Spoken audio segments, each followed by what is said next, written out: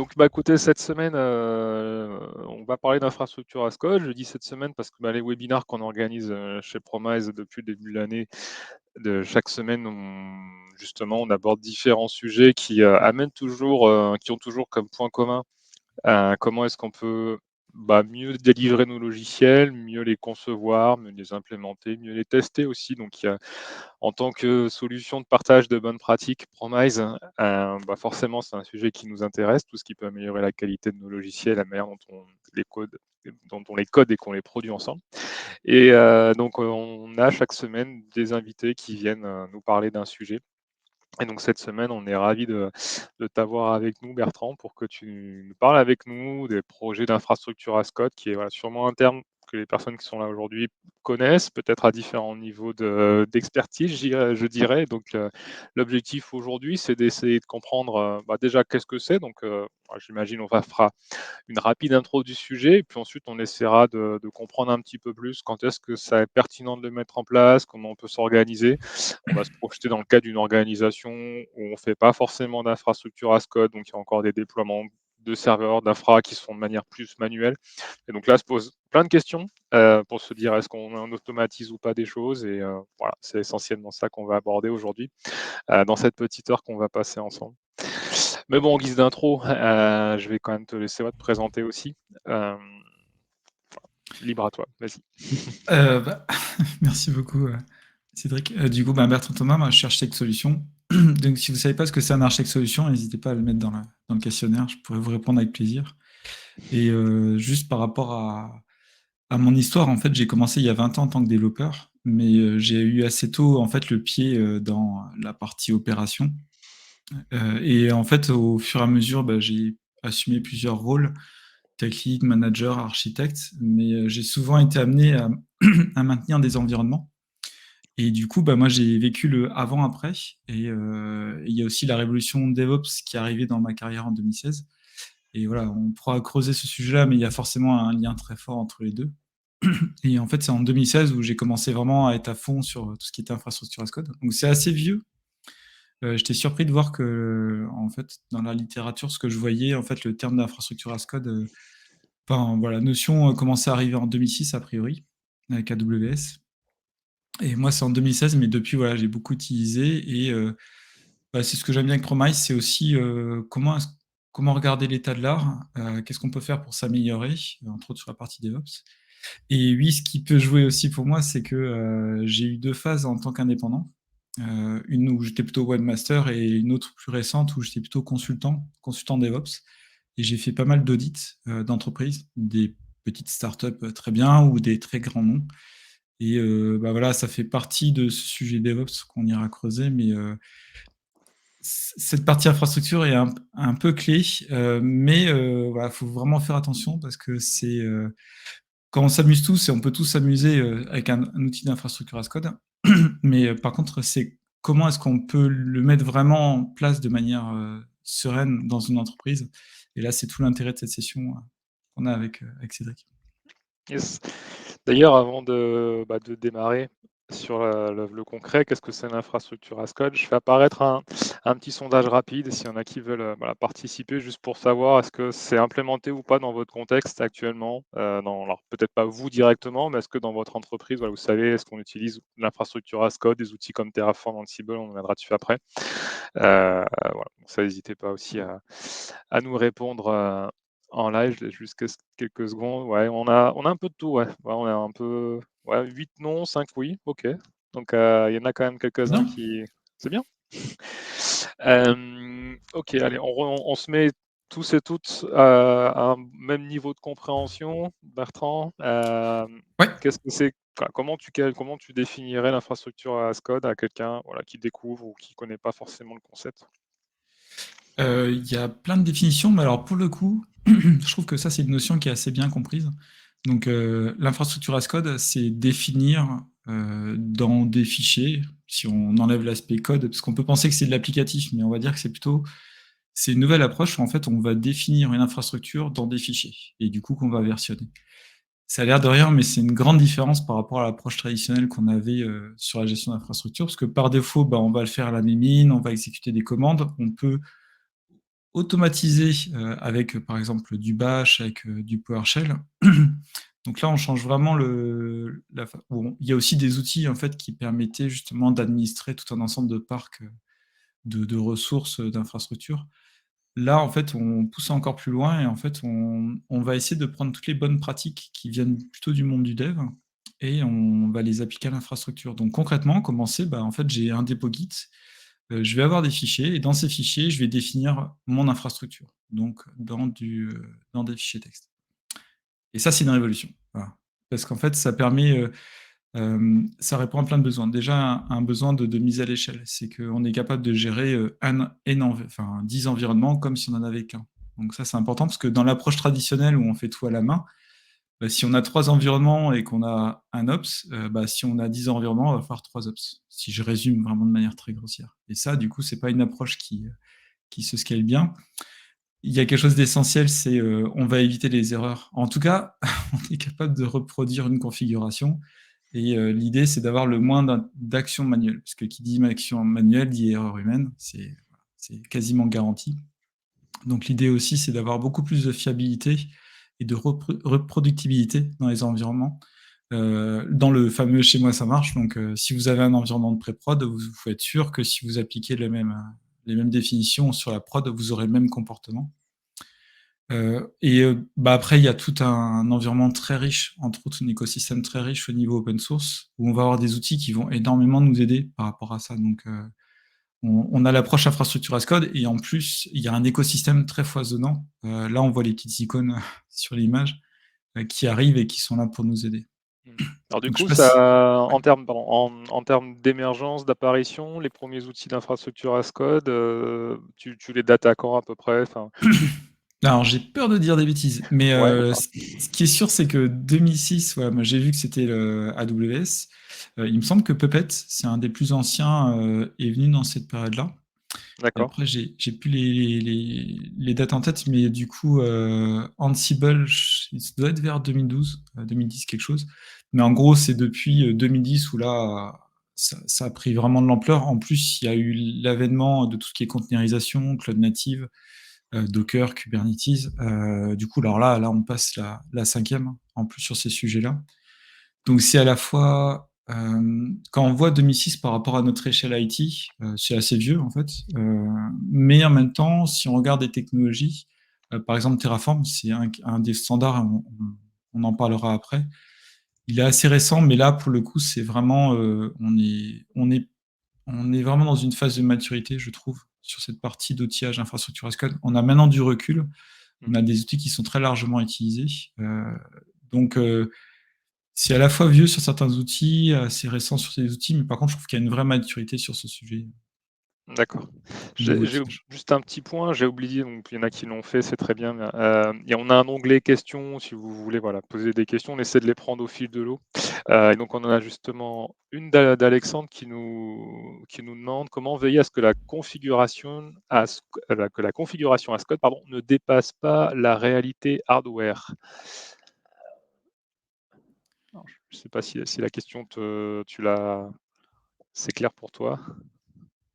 Alors du coup, ce que je comprends, c'est que peut-être par rapport à la notion de mise à l'échelle, c'est qu'effectivement, on va pouvoir provisionner avec de l'infrastructure as code, mais il y a quand même une réalité, c'est que c'est un peu comme dans le cloud, il y a bien des serveurs derrière. Donc là, il y a Ouais. bien une infrastructure qu'on va faire derrière. Bah là, en fait, bah, ça dépendra des outils, mais ce qui est certain, c'est que, en fait, on, on va pas se cacher, on va pas avoir des fichiers texte brut. On a besoin d'outils pour lire des définitions et appliquer des actions sur l'infrastructure. Et c'est juste qu'au bout d'un moment, si par exemple, on atteint une certaine limite de capacité, bah, quand on va vouloir créer des nouveaux environnements, bah, on va avoir une erreur. Parce que du coup, il y a plus de place disponible. Donc, ce qui est sûr, c'est qu'il y a le garde-fou du fournisseur infrastructure, que ce soit on-prem ou cloud. Lui, au bout d'un moment, bah, il dira bah non, stop, tu as utilisé tout ce que tu pouvais utiliser. Et après, bah, après, est-ce qu'il y a des garde-fous côté outils infrastructure as code? Moi, j'en connais pas. Je connais juste la limite voilà, qui va venir dans l'infrastructure. Après, pour moi, c'est de la bonne intelligence, en fait, parce que quand on va provisionner, par exemple, des environnements à la volée, c'est celui qui va mettre en place l'outillage infrastructure as code, c'est à lui, à la rigueur, de faire en sorte de mettre ses garde-fous de son côté. Mais c'est vrai que je connais pas. Il doit y avoir des choses sur les outils infrastructure as code, mais D'accord, j'ai jamais été amené à ça mettre. marche. Pour illustrer, est-ce que je crois que tu avais un exemple très clair avec un des outils Terraform Ansible parce que si on connaît pas trop l'infrastructure as code, Ouais. on se dit mais c'est quoi coder une infra? Et moi voilà, je connais personnellement de loin, mais j'imagine configurer un serveur ou une infra, je voyais bien une doc dans un wiki avec 40 étapes à suivre, les apt get install, machin, les SSH, ce que tu veux, tu fais un peu une recette à la mano. Et là, tu parlais d'erreurs, et j'imagine que le côté éviter les erreurs, c'est ça aussi. Donc concrètement, voilà, est-ce que tu peux nous montrer un exemple pour qu'on voit c'est quoi provisionner une infra en termes de code? Ouais, bien sûr. Et là, vous allez rien voir, hein.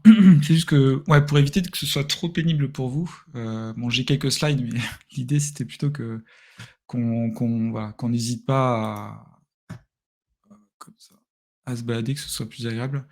Donc dans les outils IAC, on prend en revenir dessus, mais voilà, il y a des outils qui ressortent. Et à quoi ça ressemble? Donc, alors, c'est pas une liste complète. Et encore une fois, le retour que moi je souhaite vous faire là, c'est plutôt un retour d'un quelqu'un qui commence à devenir un peu vieux dans l'IT et vous partager peut-être des bonnes choses que j'ai vues. Parce que j'ai pu voir pas mal d'entreprises, que ce soit quand j'étais employé ou dans des missions d'audit, et il y a vraiment des choses qui ressortent. Donc l'idée, c'est vraiment de vous partager ça. Par contre, ce que je vous dis là, c'est absolument pas la parole divine. L'idée, c'est plutôt de donner des astuces et de vous faire une idée. Là, pareil, dans la liste, moi, ce qui ressort, c'est ce que j'entends. Voilà. C'est par rapport à ce que je peux voir, ce que j'ai pu voir par rapport à ce que je vois dans la littérature, par rapport à ce que je vois. Donc, il y a ces outils-là qui ressortent. Il y a Ansible, qui est fait par Red Hat. Il y a Chef, qui était une entreprise, je pense que ça s'appelait Chef, mais qui a été racheté. Pulumi, qui est assez récent. Puppet, qui lui est un des vieux, qui a été racheté aussi. Et Terraform d'HashiCorp. Donc là, il y en a deux vraiment qui ressortent là-dedans, c'est Terraform et Ansible, pour des rôles un peu différents. Et juste pour vous montrer un exemple, parce que c'est bien d'avoir du concret, je suis d'accord avec toi Cédric. De l'Ansible, à quoi ça peut ressembler? Donc de l'Ansible, ça va être généralement des fichiers YAML. On peut faire du code, et ça sera du Python, mais dans la majorité des cas, enfin moi j'ai jamais eu besoin trop de faire de code, parce qu'en fait sur l'existe, enfin voilà, il y a pas mal de briques de librairie qu'on peut utiliser, des collections, enfin ça s'appelait un petit peu des collections, donc il y a déjà tout un ensemble de tâches built-in qu'on peut utiliser. Et ensuite, on peut aller récupérer à droite et à gauche. Et généralement, moi, je m'en sortais avec ça. Et là, j'ai un exemple. Donc c'est du YAML à gauche. Donc, je ne sais pas si vous êtes fluent en YAML, mais c'est vraiment la norme sur pas mal de sujets.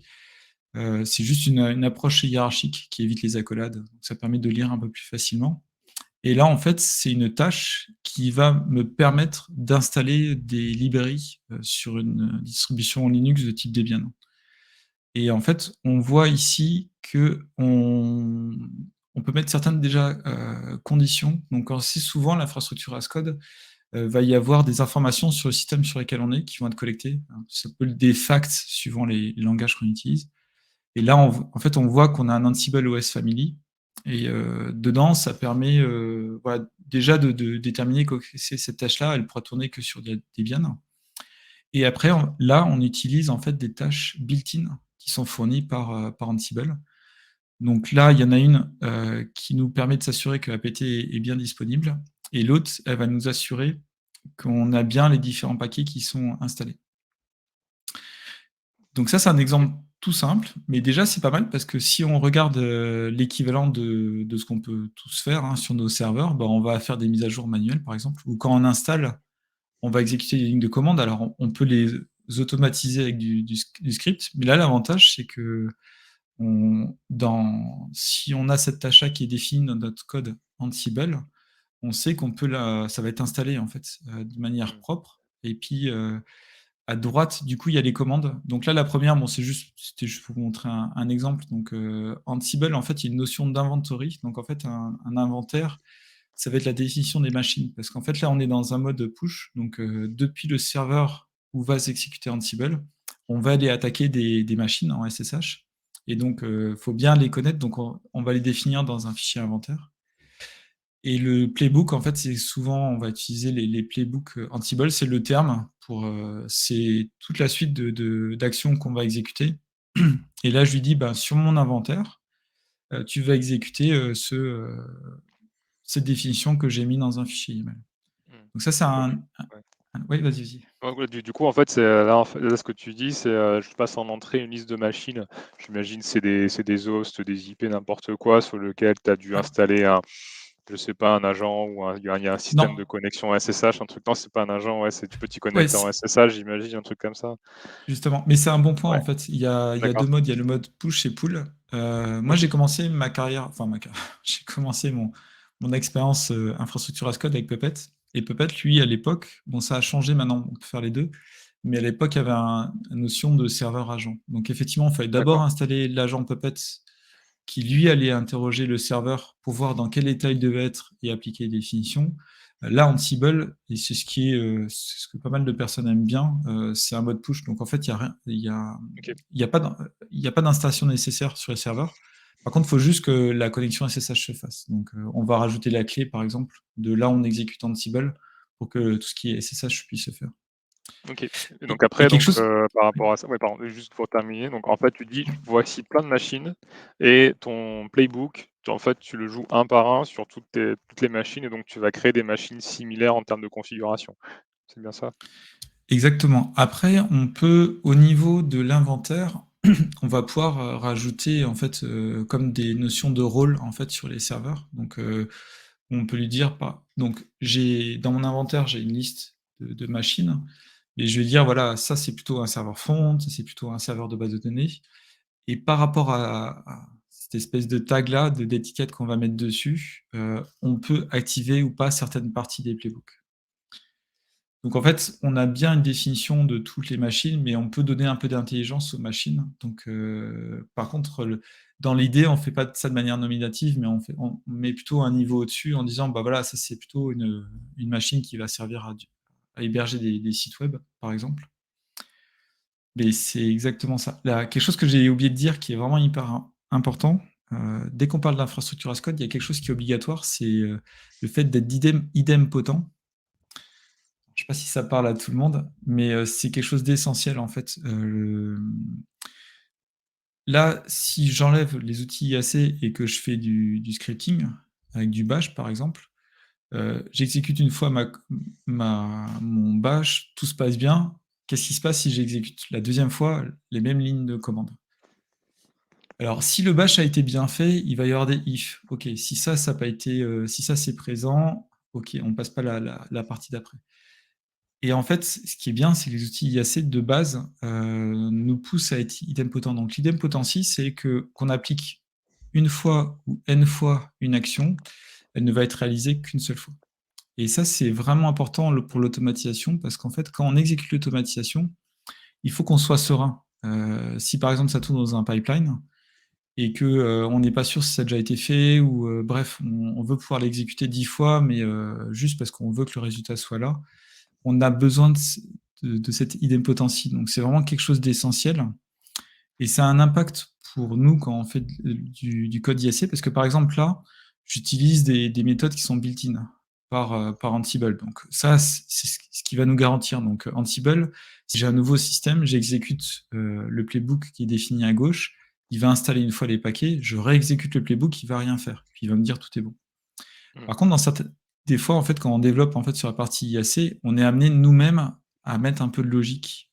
Si par exemple j'installe mon application à moi ou un composant que j'ai fait et que j'ai pas forcément de méthode built-in, ou que je vais le faire un peu moi à la main, par exemple je dois créer un fichier avec un contenu dedans, et encore c'est un mauvais exemple, moi il y a certains cas où c'est à celui qui développe la partie infrastructure as code de valider, de vérifier l'identpotency. Donc ça c'est vraiment quelque chose d'extrêmement important. J'ai oublié d'en parler avant, mais c'est vraiment quelque chose d'essentiel. Peu importe l'outil que vous allez utiliser, il faut toujours s'assurer qu'on va respecter cette partie-là. Mmh. Parce qu'une fois que ça s'est respecté, derrière, franchement, on est tranquille hein, pour l'exécution. Ouais, on se On prend sait pas qu'on va des pas vieilles, casser.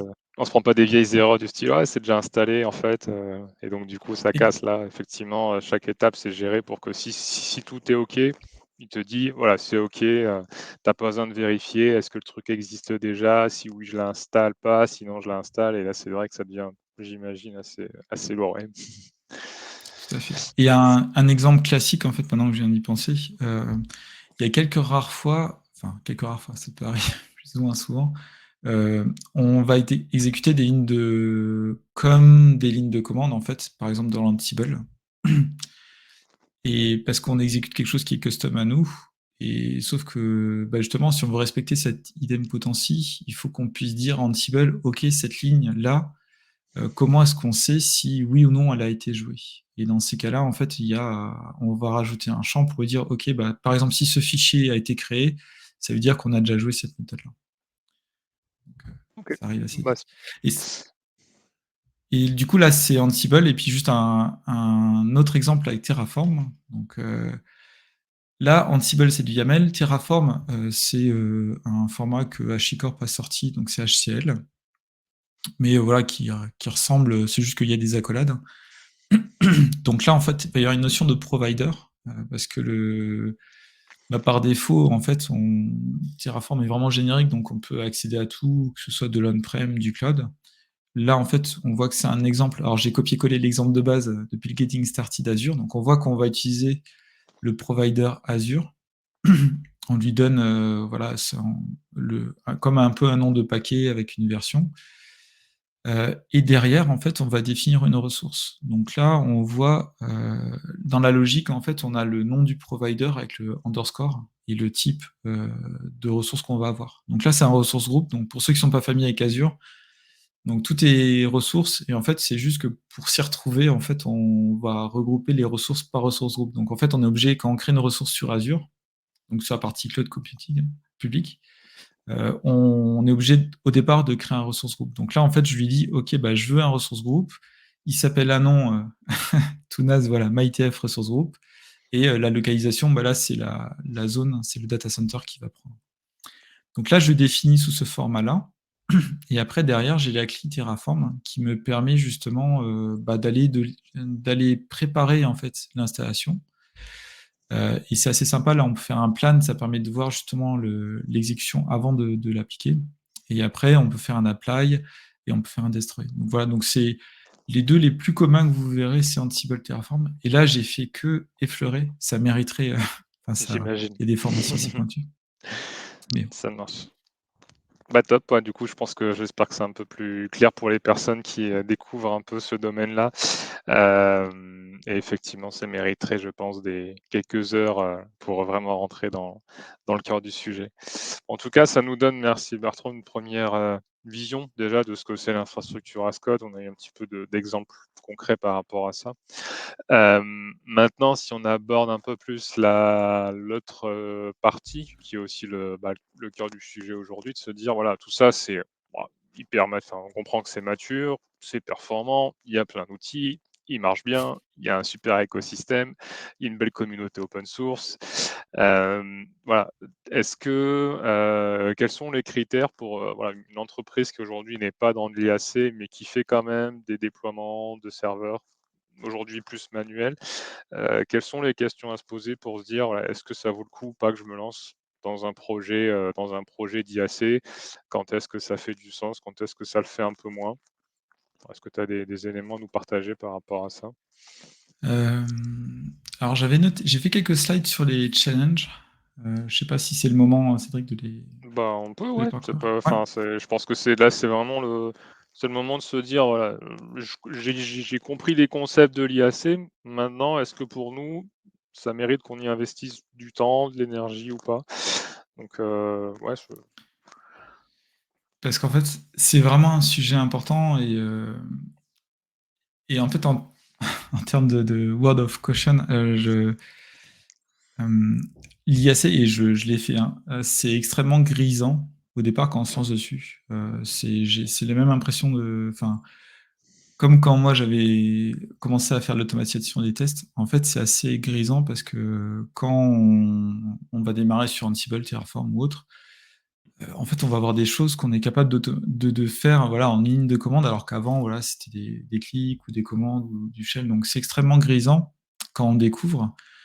Sauf que derrière, tout le challenge, c'est comment est-ce qu'on fait pour que cette pratique soit intégrée dans une entreprise et que surtout on ne soit pas le seul à pouvoir le maintenir. Donc en fait, ce que je me suis amusé à faire, enfin, on a tous des notions d'amusement différents, mais ce que je voulais déjà vous montrer, c'est de quelles compétences vous avez besoin. Alors là, je pousse le bouchon un peu loin, hein, c'est un peu mon rôle d'architecte, mais là, je pousse volontairement le bouchon un peu loin pour se dire, OK, je suis dans une grande entreprise, je veux mettre en place une solution d'IAC, de quoi est-ce que j'ai besoin, en fait, pour le mettre en place. Donc déjà, la base de la base, c'est il faut faire une solution simple. Par défaut, si on part sur de l'IAC, ça va être très compliqué. Donc là, il va falloir vraiment réfléchir, potentiellement prendre de l'expérience externe pour avoir une solution simple. S'il n'y a pas de solution simple, c'est quelque chose qui va pas marcher. En fait, ça marchera que pour une ou quelques personnes, mais ça va pas prendre autant au sein d'une entreprise. Ensuite, comment est-ce que je fais pour faire du code maintenable? Parce que là, ce que je vous ai montré tout à l'heure sur Ansible et Terraform, c'est mignon, hein, c'est quelques lignes. Sauf que dans la vraie vie, j'imagine que c'est, en fait, on arrive vite sur des centaines, voire des milliers de lignes. Et là, on n'a pas forcément, enfin, c'est comme si on imagine, voilà, si on faisait un script bash de 1000 lignes, si on faisait du code de 1000 lignes, bah ça, on sait que c'est pas maintenable. Même celui qui l'a fait, s'il revient derrière 3 mois après, je pense que ça va être compliqué. Donc, on doit faire du code maintenable.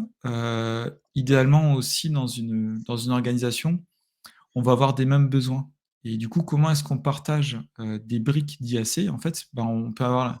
C'est la même logique vraiment que du code applicatif. En fait, on va partager comme des librairies. Ça va être des modules, par exemple, mais qu'on va partager. Et comment est-ce qu'on fait évoluer? Parce que si moi, je fais une librairie, enfin un module qui permet de gérer des serveurs Ubuntu, par exemple, et je me dis, c'est quand même dommage qu'on est dans une entreprise, il y en a d'autres qui ont certainement ce besoin-là. Hop, je leur partage. Mais moi, du coup, je dois faire des modifications dessus, je vais rajouter. Mais comment je fais en sorte que ce que je fais ne va pas les impacter? Et il ne va pas y avoir des changements qui vont casser la compatibilité. Donc là, on retrouve vraiment tous les besoins côté dev. Bien sûr, il faut que ça s'exécute dans un environnement neutre, surtout pas sur un poste de quelqu'un. Donc là, on voit déjà qu'en termes de besoins, en termes de dev, d'architecture, ça devient un peu costaud, même si effectivement, c'est pas du code applicatif classique, ça va être plutôt un code IAC, mais malgré tout, voilà, on a un cycle de vie, il va falloir réfléchir à la solution. Mais en plus de ça, pour le faire, il faut être bon côté infra. Donc, faut savoir de quoi on parle, quoi. Parce que si on essaye d'automatiser, moi, ça m'est arrivé, j'ai aidé, enfin, j'ai essayé d'aider à l'automatisation de toute la partie équipement réseau. Là, moi, j'étais complètement hors de ma zone de confort. C'était très compliqué pour moi. Parce que sur le principe, je comprenais, mais quand on arrive à vraiment bas niveau sur des switch network qui ont des API très particulières, et puis, alors moi, je connaissais Ansible, mais alors comment faire marcher Ansible sur ces parties-là, c'était vraiment l'un est évident. En plus d'avoir accès à des environnements de lab. Donc là, déjà, là, on bascule déjà avec des besoins sur la partie infra. Et après, potentiellement, sur une infra, on va avoir des versions différentes. Comment est-ce que je fais des mises à jour sans impacter la qualité de service pour ceux qui utilisent les infrastructures? Et puis, comment je récupère toutes les actions qui sont faites? Donc, en fait, je ne sais pas si ça vous parle, il y a beaucoup de textes, mais dans l'idée, si vraiment on prend du recul et qu'on se dit, OK, je veux vraiment réussir un projet infrastructure as code, je ne sais pas si ça ressort, j'ai pas fait d'animation, désolé, mais c'est qu'en fait, on a besoin de profils très différents. Alors que moi, ce que j'ai souvent vu dans les entreprises, c'est OK, on va mettre une ou deux personnes, on va essayer de trouver le mouton à 5 pattes, pardon, Ouais. qui a une patte sur le dev, une patte sur l'ops. Alors là, malheureusement, ça marche pas. Donc, ce qui marche bien déjà pour ce sujet d'IAC, c'est déjà comprendre qu'on a besoin de profils différents. Et après, quelque chose qui est vraiment très important, donc on en a un peu touché du doigt tout à l'heure quand on a parlé d'inventaire. Donc, on commence à être sérieux, on va mettre en place un projet d'infrastructure as code dans une entreprise. là, on a parlé d'inventaire, on avait une liste de serveurs. Une liste statique de serveurs, ça répond pas à nos besoins, parce qu'en fait, potentiellement, on avait besoin de provisionner de manière dynamique. Je veux un nouvel environnement qui arrive, et quand je le fais, j'ai envie que tout soit automatisé de A à Z. Par contre, si à un moment donné, je suis allé obligé de mettre à jour un élément dans un fichier quelque part ou autre, là, je casse ça. Et en fait, un des vrais soucis aussi sur la partie IAC, c'est le traitement de la donnée. Donc déjà, alors ça peut se nommer différemment. Vous allez entendre parler peut-être de Configuration Management Database.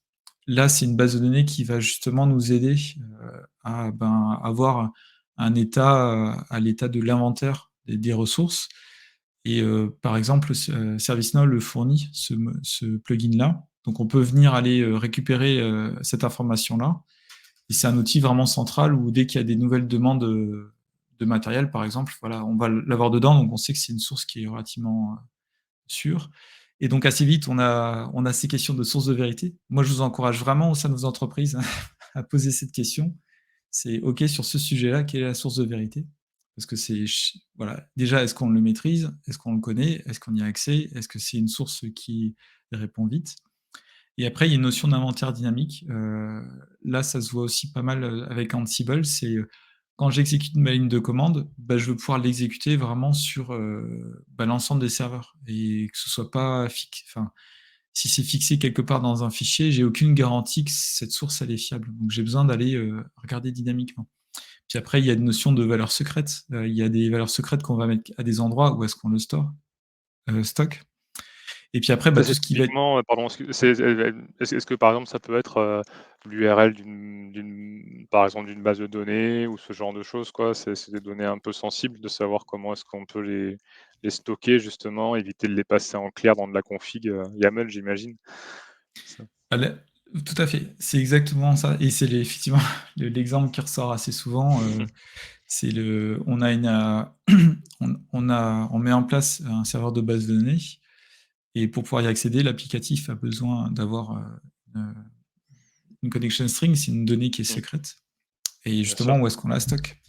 Et si on va écrire alors, il y a d'autres façons de faire maintenant, surtout si on travaille dans des clusters, hein. Mais si on est une approche un peu old school et qu'on déploie encore voilà, des applications sur des serveurs.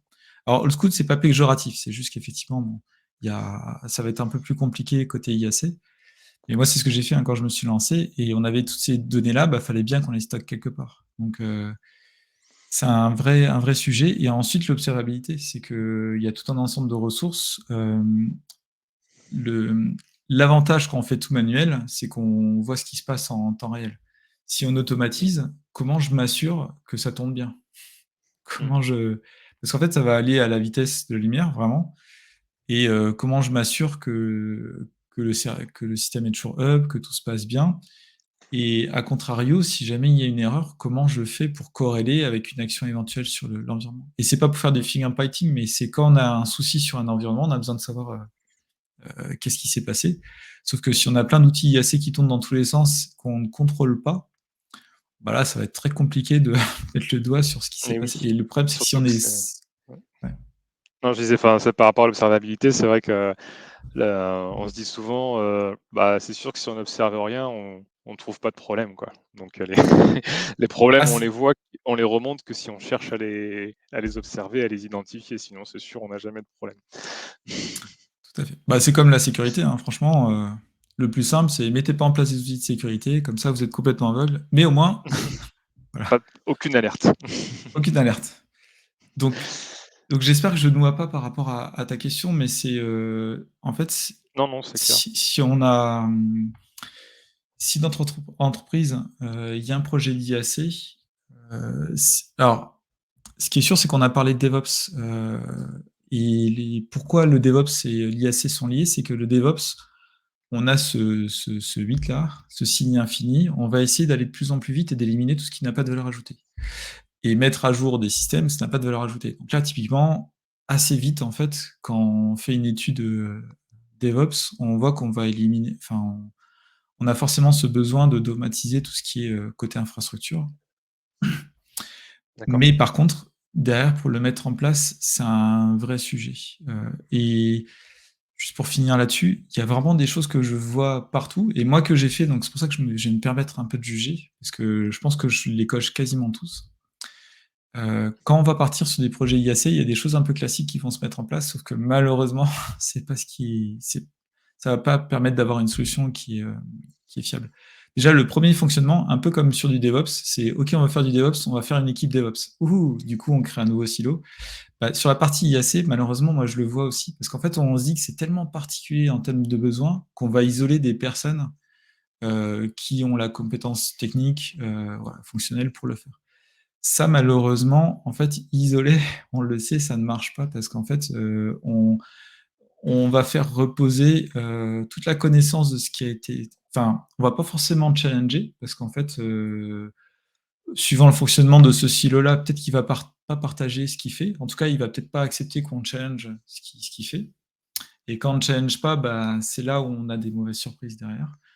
Et le fonctionnement en silo, ben, au final, il n'y a que ce silo-là qui va pouvoir ben, du coup comprendre ce qui a été mis en place et le maintenir. Et ça, c'est un vrai souci, c'est un risque qui est énorme dans une entreprise. C'est que voilà, si on fait porter toute l'automatisation d'une infrastructure sur 2 personnes, il y a un vrai souci. Ça peut être les personnes avec le meilleur état d'esprit du monde. Voilà, c'est la vie de l'entreprise, les gens peuvent partir, les gens peuvent changer d'équipe. Et ça fait souvent du code qui n'est pas maintenable derrière, ou qui est trop compliqué, ou même le pire, c'est on a quelque chose qui marche, mais on ne sait pas pourquoi. Et du coup, Donc, là, c'est on n'a pas envie de compliqué toucher. derrière. Voilà. Et s'il faut Donc ça, toucher, c'est un peu on envoie la personne la moins pire sur ces sujets pour ouais, bricoler, quoi. on envoie un petit nouveau, c'est allez, enjoy. Tu sais Mais faire voilà, un ça, SSH, allez, vas-y, c'est bon. donc il y a ce mode-là, il y a le deuxième mode qui est un peu lié, c'est un mode héros. Alors je l'ai été, hein, donc c'est pour ça que je me permets de critiquer. Un mode héros, en fait, c'est quelqu'un qui va tout faire voilà, et qui va se cramer au travail. Donc, même en dehors du risque de burn-out, en fait, là, le risque, il est encore plus fort parce qu'en fait, on repose toute notre stratégie sur l'état d'esprit d'une personne. Et ça, pour une entreprise, voilà, ce n'est pas acceptable. Et en plus, le problème, c'est que ça va pas être challengé. Donc, en fait, c'est souvent là, on va avoir quelque chose de très, très, très compliqué qui va être mis en place. Alors, peut-être que ça fonctionne, mais il faut voir dans le temps, quoi. Puis, il faut aussi voir comment est-ce qu'on peut investiguer cette partie-là. Après, il y a le Fast and Furious, donc ça, pareil, je l'ai fait. Parce que moi, c'était en 2016, j'ai fait un événement DevOps à Londres. Je suis rentré, j'ai fait des cours Pluralsight, j'étais sur Puppet, j'ai automatisé sur Jenkins, j'étais comme un fou. Et en fait, j'avais été tellement frustré par les années d'avant où on pouvait pas avancer que là, je me suis dit non, mais je vais quand même pas m'embêter avec des gens qui vont peut-être pas penser comme moi. Donc, j'ai pris que des gens avec le même mindset. On a été très vite, mais en fait, on a créé on a froissé plein de personnes. Et ça, c'est vraiment du DevOps, hein. L'idée, c'est que faut embarquer le plus de monde possible. Donc, faut être très ouvert.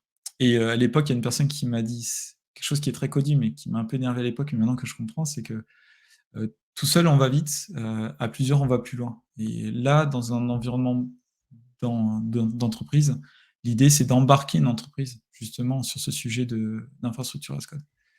Donc, vaut mieux y aller tranquillement, mais du coup, essayer d'embarquer le plus possible.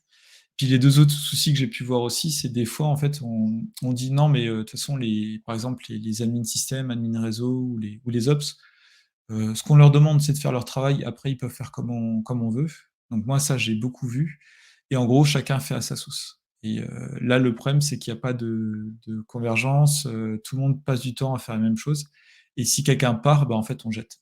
On jette ce qu'il a fait.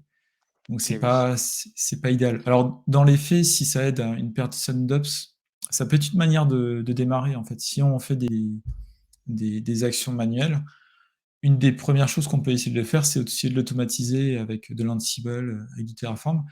Par contre, c'est là où il faut vraiment faire attention. Il faut pas.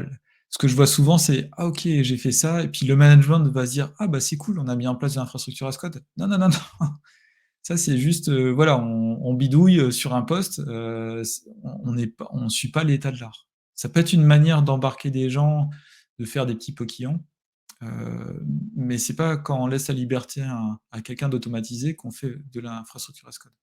C'est vraiment une Mm. stratégie d'entreprise. Et puis après, à l'inverse, ce que je vois aussi, et c'est ce que j'avais fait à l'époque, moi j'avais pris Puppet et j'avais essayé de tout faire avec Puppet. En fait, pareil, ça c'est un souci parce qu'en fait, les outils sont bons ils ont des périmètres où ils sont bons et ils ont des fonctionnalités où ils sont bons. Donc Terraform, ça va être génial pour créer des ressources. Et ensuite, Ansible, ça va être top pour configurer ces ressources. Et souvent, c'est un peu le duo que je vois un peu partout, Ansible Terraform.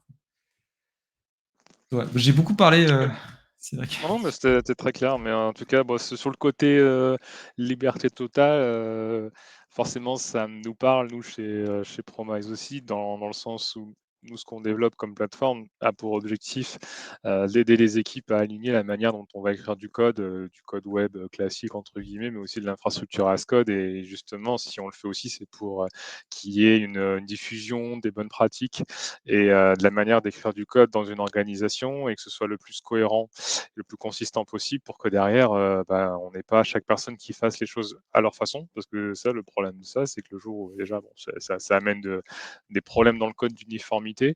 Et surtout, quand la personne s'en va, effectivement, c'est compliqué parfois de reprendre son code. Et donc, tout ce qui peut permettre, effectivement, de toutes les initiatives qui vont dans le sens d'aligner la manière dont on fait les choses, ouais, je suis le premier partisan de ça, quoi.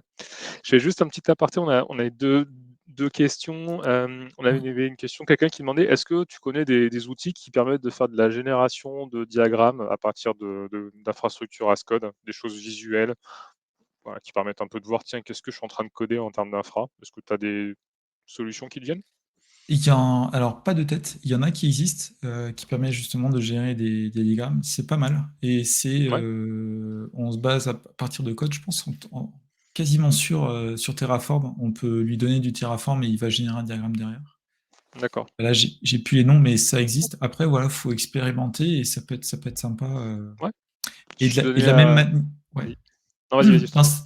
c'est la même, enfin, il y a énormément de similitudes avec le code, mais c'est la même manière que moi, de mon expérience de développeur, je connais aucune entreprise qui arrive à faire suivre une doc manuelle en même temps que le code.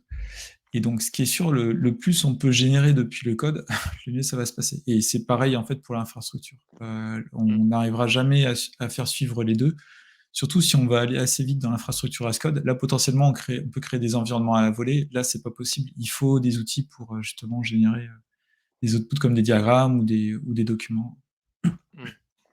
Ça marche, je te remercie. Et d'autres questions, on revient juste sur Ansible Terraform.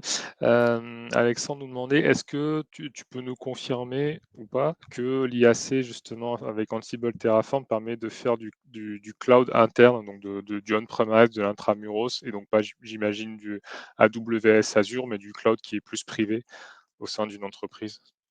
Ah oui, en fait, sur les outils, sur Ansible Terraform, ça marchera que ce soit sur du cloud ou pas du cloud. C'est ça qui est vraiment, enfin, c'est ce qui est D'accord. vraiment intéressant. Et c'est une très bonne question. Après, c'est sûr que c'est un peu comme sur la partie enfin, cloud native, le, le cloud public a mis une claque par rapport, voilà, à l'ancienne façon de faire sur de l'on-prem. Donc là, moi, j'espère que les gens comprennent aussi pourquoi c'est toujours intéressant d'être sur de l'on-prem. Mais c'est sûr que ben, il y a plein de choses qui étaient là quasiment nativement, mais il n'y a aucun souci de l'Ansible, c'est du SSH, donc que ce soit sur le cloud public ou pas, de toute façon on va pouvoir exécuter, il n'y a aucun souci. Il faut juste qu'on ait accès à la machine.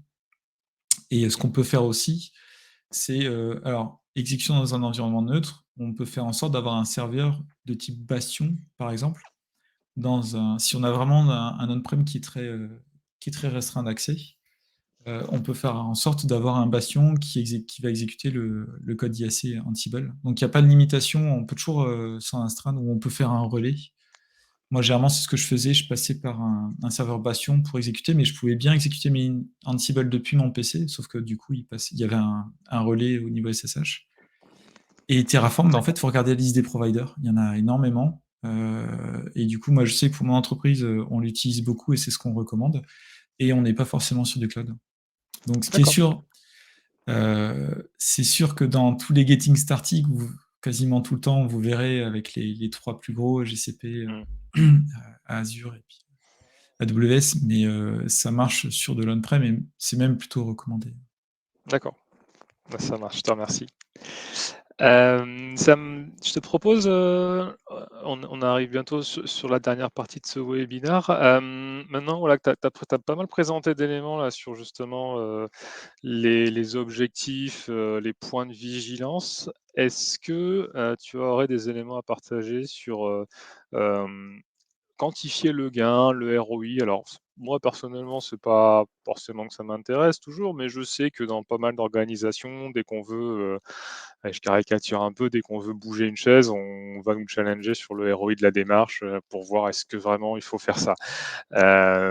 Et donc, dans le cas d'un projet IAC, est-ce que, dans ton expérience, est-ce que des fois, justement, on t'a demandé de mesurer, les coûts qu'on économisait ou des gains d'une différentes façons? Voilà, parce que peut-être ça peut aussi intéresser des gens qui vont devoir motiver ça en interne, peut-être aussi? C'est une très bonne question. Alors, je vais pas avoir de puis moi, j'étais mauvais avec tout ce qui était KPI, mais moi, la manière d'aborder un sujet IAC, en fait, il y a plusieurs pendants. Il y a un pendant qui est quand même important d'en parler, c'est que c'est fun, quoi. Niveau technique, franchement, moi, je vous encourage à essayer. Je trouve ça génial. Et ça, dans la vie de tous les jours, moi, je considère, enfin, j'ai jamais créé mon entreprise, mais ce qui est sûr, il faut qu'il y ait un temps dans une entreprise pour que les gens fassent de la veille technique, expérimentent, montent en compétence sur certains outils. Donc moi, il y a une partie qui serait non négociable, mais moi, je suis un très mauvais salarié, hein. Mais moi, il y a une partie qui est non négociable, c'est moi, je prends du temps pour me mettre à jour. Donc il y a une partie veille techno. Moi, je la sortirais de l'équation. Enfin, c'est juste pour la sortir de l'équation. Il y a quelque chose où simplement, en fait, découvrir Git. Moi, j'ai discuté avec pas mal de gens de l'infra qui n'étaient pas à l'aise avec Git. Donc voilà, il y a des formations, il y a pas mal de choses qui permettent de en, monter en puissance et expérimenter. Donc, si on enlève cette partie fun et qu'on rentre dans voilà, dans un contexte avec des managers qui vont nous demander des ROI pour ce genre d'initiative, effectivement, il va falloir du buy-in parce que bah, on va devoir passer du temps. Donc, c'est un cercle un peu vicieux. Mmh. Moi, dans ce cas-là, je remettrais ça, j'essaierais de me raccrocher à quelque chose qui est pas technique, mais qui est plus, de l'ordre d'un plan d'amélioration d'une entreprise. Donc moi, si je le moi, mon point d'entrée, ça va être le DevOps. Donc après, je sais pas si c'est la meilleure façon de le faire ou si c'est certainement pas la seule, mais moi, je sais que j'irais un peu comme ça. Je dirais: «OK, ben, on va faire un audit sur, ce qu'on fait actuellement». On le met aussi en perspective par rapport à du DevOps, parce que du DevOps, c'est du value stream mapping. Donc en fait, on va regarder là où on perd du temps. Et par rapport à ça, on va avoir des indicateurs. On va voir, voilà, alors, et ça peut être aidé. Alors, pareil, je suis plus trop fan de ça, mais si vous avez des outils de saisie de temps en interne, franchement, n'hésitez pas à tordre le cou à ce truc-là. Si on vous impose de faire vos saisies, par exemple, hebdomadaires, là, ça peut être une aide pour vous parce que vous pouvez sortir des rapports. Et du coup, n'hésitez pas à dire: «OK, bah, là, j'ai passé tant de temps à mettre à jour une infrastructure, j'ai mis tant de temps, j'ai perdu tant de temps à investiguer un souci, par rapport à ça». Donc en fait, moi pour, alors je vous perds dans mes pensées peut-être, mais il y aurait 2 trucs. Un premier, c'est, utiliser des audits ou des analyses qui sont faites, par exemple un audit DevOps, qui permet de faire des sorties par exemple, de, heu temps qui est trop long pour livrer une nouvelle feature parce qu'en fait on met par exemple 3 mois à avoir un nouvel environnement. Donc il y a ça, c'est des métriques qu'on peut avoir, des failles de sécurité, de reproductibilité, enfin pas mal de choses comme ça. Et le coupler ou alors utiliser un outil de tracking en interne pour ressortir des grands chiffres, en fait. Et en gros, ce qu'il faut identifier, c'est à la fois le temps passé pour maintenir les environnements et des métriques sur le fait, par exemple, qu'on met, pour livrer une nouvelle fonctionnalité, pour la valider, on va mettre, par exemple, 3 semaines. Mmh. Et ça peut servir d'input en disant: «Bah, voilà, on va initier ce projet d'IAC, on va le faire avec une philosophie agile, on va itérer, tout ça, on va pas partir sur 6 mois sur des plans sur la comète, mais on va se donner un cadre très précis, on va mettre tant de temps et à la fin, on va évaluer. Et voici ce qu'on imagine qu'on va gagner». Moi, je le D'accord. Mmh. mettrais un peu comme ça. Ouais, c'est en fait l'idée, c'est d'extraire actuellement les problématiques qu'on a, parce que souvent quand on met un projet en place comme ça, c'est qu'on a des objectifs d'amélioration et donc certainement des points de douleur qu'on souhaite adresser.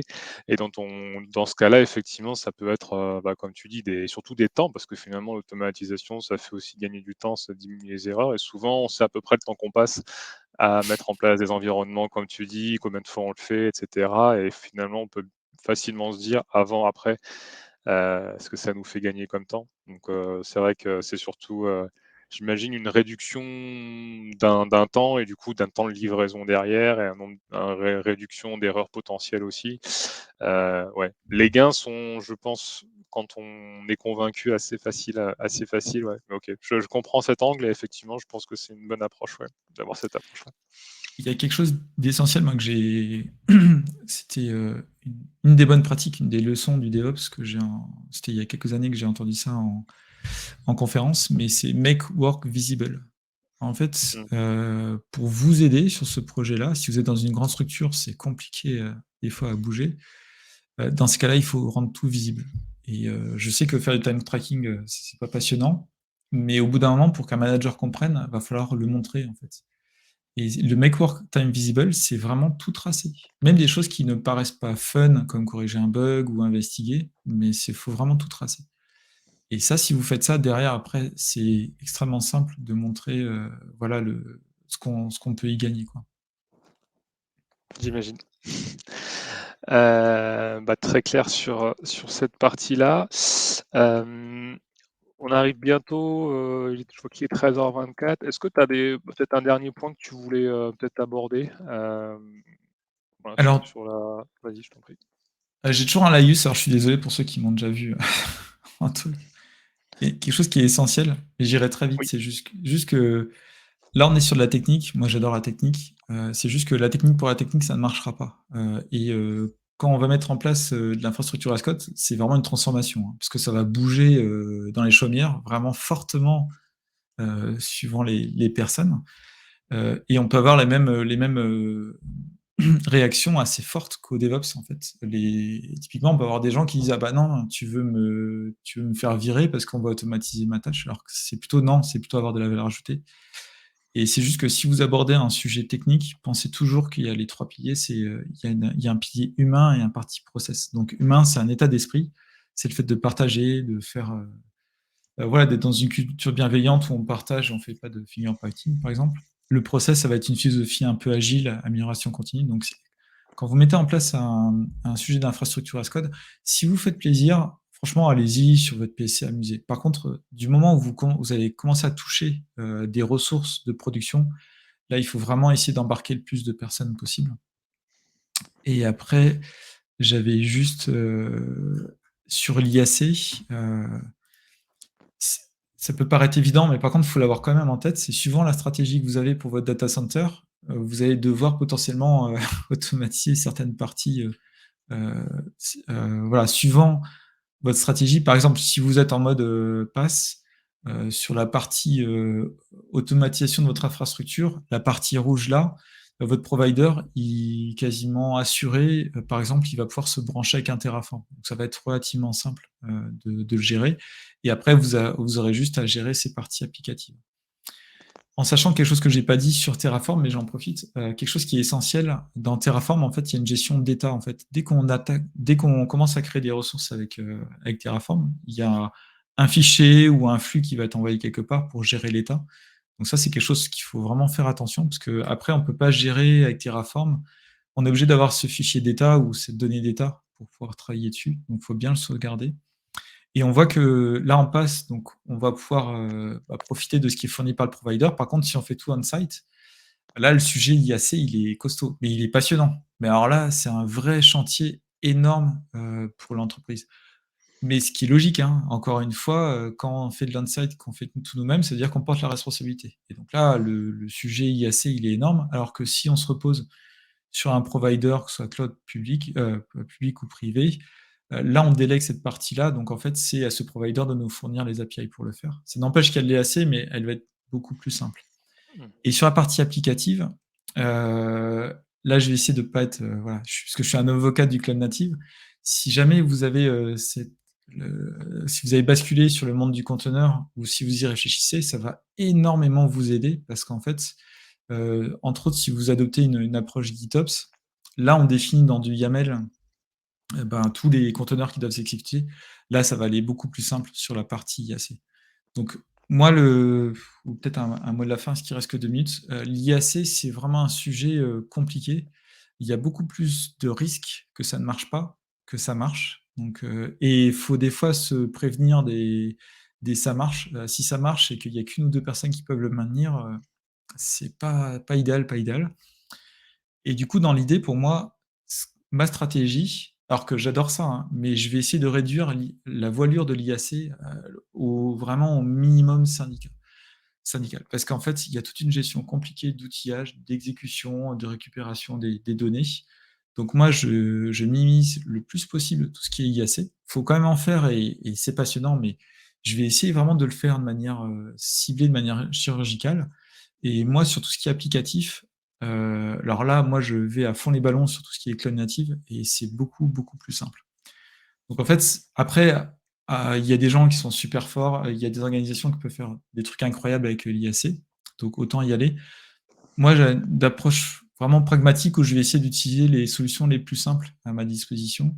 Et si jamais vous êtes là en train de réfléchir à cycle de vie applicatif, n'hésitez pas à regarder la partie container, cloud native et GitOps. Et juste une dernière chose, ouais, c'était dans les leçons apprises, moi ce que j'ai vu qui fonctionne bien, ça c'est juste si vous voulez démarrer. Tout ce qui est équipement réseau, des switches par exemple, Ansible ça marche super bien. Tout ce qui va être gestion de ressources, cloud, Kubernetes, Terraform, tout ce qui est système Ansible. Si jamais vous voulez vous assurer qu'il n'y a pas de dérive sur des fichiers ou des process, peut-être marche bien pour ça. J'ai vu des entreprises qui utilisaient Ansible, mais là c'est tordre un peu le cou à l'outil qui n'est pas fait pour ça. Du Ansible, c'est du one shot, quoi. On va exécuter, voilà, bam. Il va juste s'assurer que c'est dans le bon état. Par contre, il n'est pas là pour s'assurer si quelqu'un va sur la machine et fait une mise à jour. Et moi, ce que je vous recommande, mais là, c'est l'avocat un peu cloud native, si jamais, voilà, sur la partie applicative, c'est vraiment réfléchir à basculer sur des conteneurs et avec l'approche GitOps. Qui est effectivement un sujet nous qu'on avait expérimenté avec des outils comme Argo CI/CD Argo CD qui était assez intéressant aussi, mais pareil, ça mériterait, je pense, des sessions dédiées. Ok, top.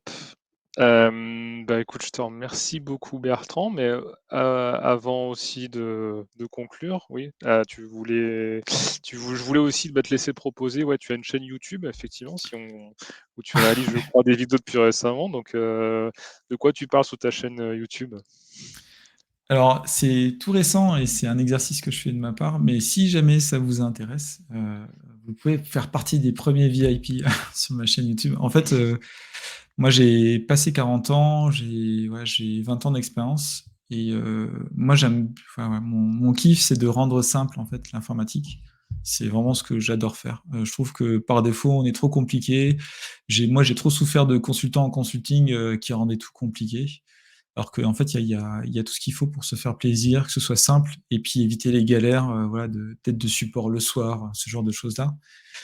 Donc, j'ai initié une chaîne YouTube avec grand plaisir. Voilà, si vous pouvez vous abonner, puis mettre des commentaires. Là, moi, j'ai la gorge qui est un peu défoncée, donc la santé m'a pas trop épargné ces quelques semaines. Mais dès que possible, dans l'idée, il y a au moins 2 vidéos qui sont faites par semaine. Et les sujets sont libres et je demande des fois sur YouTube ou sur LinkedIn. C'est pas la raison pour laquelle j'ai fait ce talk-là, c'était vraiment juste dans le partage. Mais si jamais ça vous intéresse, n'hésitez pas à aller sur la chaîne. Ça marche. Bah merci beaucoup pour l'info.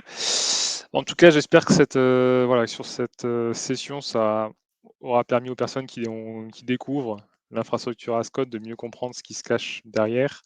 C'est plein de belles promesses, je crois, donc c'est plutôt chouette. Je voulais juste je me suis trompé, je voulais juste terminer le webinaire en montrant les prochains webinaires justement qu'on fait chez Promise. Voilà, je fais juste la partie promo de nos prochaines sessions. Voilà, je suis sur le bon écran. Donc par rapport à ce que j'ai dit tout à l'heure, nos sujets sont assez variés. La semaine prochaine, exceptionnellement, on a 2 webinaires. Alors, en plus, il y a un jour férié et nous, on se dit, bah tiens, en 4 jours, on va faire 2 webinaires. C'est comme ça. Il y en a un, c'est un mardi sur les architectures event sourcing. Donc là, on parlera de microservices, CQRS, event sourcing. Donc comment est-ce qu'on modélise des architectures basées sur les changements d'état. Voilà, si c'est des concepts, pareil, vous avez entendu parler, vous ne savez pas trop ce qui se cache derrière. avec Frédéric et notre partenaire Axonic, on parlera de ces sujets-là. Jeudi, ce sera plutôt sur le DDD et le legacy code. Alors, le legacy code, il y a toujours plein de choses à dire, mais là, on verra comment est-ce que quand on a un code legacy, c'est-à-dire un code qui a un passif, un historique, on ne comprend pas trop ce qu'il y a dedans, il faut quand même qu'on travaille dessus. Comment est-ce qu'on peut extraire la connaissance métier grâce au domaine driven design? Donc ça, notre ami Raletsu sera là avec nous. Et la semaine encore après, on parlera des revues de code avec Eric de Datadog. Voilà, ça, ce sera assez chouette aussi. On a donné un meet-up ensemble à Bordeaux il y a pas longtemps. Voilà, ce sera forcément chouette. Vous me croyez ou pas, mais voilà, je vous invite en tout cas à venir jeter une tête si vous voulez. Tous nos webinaires seront sur notre chaîne YouTube également de Promise, si ça vous intéresse. Voilà. Est-ce que allez, juste dernier point, avant de conclure, est-ce que tu vois émerger des nouvelles tendances sur l'infrastructure as code en ce moment? Est-ce qu'il y a, on s'imagine l'infrastructure as code dans 1 an, 2 ans? Est-ce que ce sera pareil qu'aujourd'hui? Est-ce qu'il y a, voilà, je sais pas, des choses qui émergent? Alors, j'ai pas encore vu de sujet qui permettrait, mais pour moi, il y a des zones, il y a des parties qui manquent. Et Ouais. justement, sur la partie gestion de données. Donc, après, par exemple, il y a des parties CMDB qui sortent, par exemple, de ServiceNow. OK. Donc, est-ce que va pas y avoir un intégrateur? Je sais pas trop, mais moi, là, il y a quelque chose qui manque, en fait, entre l'outillage un peu classique et des cas concrets où on doit gérer de la donnée. Donc, et après, il y a peut-être des choses qui sont déjà sorties que je suis pas au courant, c'est très probable, mais moi, je mettrais quelque chose là-dedans, en fait. Parce que l'outillage, maintenant, on est mûr. On voit bien qu'on a besoin de stocker de l'information, mais du coup, il y a quelque chose qui manque entre les deux. Puis, potentiellement, quand on fait des actions, ce qui serait bien, c'est de les tracer dans un système d'observabilité. Moi, je sais pas si c'est une notion d'orchestrateur d'IAC qui manque, mais après, on peut tout à fait le faire avec des solutions, par exemple, natives. Mais il n'y a pas de solution out of the box. Et moi, j'aimerais bien voir émerger comme ça. Et puis après, moi, je suis nul là-dessus, mais tout ce qui se passe avec l'intelligence artificielle, c'est un champ d'action qui peut être démentiel, parce que si on a un système intelligent qui est capable, à partir d'événements, de faire des actions, là, peut-être qu'il va y avoir une entreprise qui va, qui va utiliser ça et qui va le plugger à une gestion d'infrastructure, et on va avoir quelque chose qui se crée tout seul. L'avenir nous le dira. Ouais, voilà. Ça marche. Et on nous a pas mal partagé de liens dans le chat avec différents outils. J'ai c'était Ouais. l'occasion de jeter un œil. Je ne sais pas si tu en connais quelques-uns. Merci en tout cas de les avoir partagés. Ouais. Ok, bah écoute, je pense que pour une première session sur le sujet, c'était plutôt très clair et assez enrichissant. Je suis très content qu'on ait pu avoir cet échange ensemble. Bertrand, je te remercie beaucoup Bah, pour ta présence aujourd'hui. Peut-être, j'espère à l'avenir, un autre webinaire peut-être sur un sujet peut-être un petit peu plus en profondeur, peut-être qu'on explorera plus Terraform, Ansible, je ne sais pas, ça on en discutera. S'il y a voilà, si vous avez d'autres idées d'ailleurs, des suggestions dans le chat, n'hésitez pas, ça peut nous intéresser aussi. Vous avez donc Bertrand, donc il est aussi disponible sur LinkedIn, hein, tu es assez actif, donc n'hésitez pas aussi à le contacter si vous avez des questions par rapport à ça. Merci beaucoup pour les personnes dans le chat. On est content que cette session vous a plu. Elle sera sur YouTube demain matin, je pense. Voilà, le temps qu'on trouve le temps de la mettre en ligne, mais ça devrait pas être trop long. Voilà, bah écoute, je te propose, Bertrand, qu'on te libère. On va te laisser te reposer tranquillement et aller manger aussi si c'est pas encore fait. Et mais encore un grand merci d'avoir accepté notre invitation à nos webinaires Promise. On est vraiment ravis d'avoir pu passer cette heure avec toi pour parler d'infrastructure as code, et on espère te revoir bientôt à notre merci. session webinaire Promise. Et Et il y a un vrai sujet, ouais, sur les ateliers. Et puis moi, j'aimerais bien utiliser Promise sur mon code infra. Donc, exactement, ouais, il y parce a un que vrai sujet aussi, intéressant. mais oui, parce que souvent, nous, on nous dit: «Ah, ça marche aussi pour l'infrastructure as code», parce que souvent, on imagine le code web, le JavaScript, mais on oublie que l'infrastructure as code, Ouais. ça fait partie d'un code aussi où il faut parler d'alignement de pratique. Donc voilà, on essaye à chaque fois de dire aux gens: «Mais oui, si, Terraform, ça rentre dans ce cadre-là, il ne faut pas le négliger». Donc voilà, avec plaisir si tu as l'occasion. Et puis, merci à tous et toutes d'être restés Ouais, avec merci nous, et beaucoup pour puis les commentaires. yes. Et puis, on espère voilà, vous revoir à un prochain webinar et puis on reste en contact. Passez un bon jeudi tout le monde et puis avance une bonne fin de semaine. À bientôt. Au revoir Bertrand, Bientôt. merci encore. Au revoir Salut, tout le monde. bonne soirée.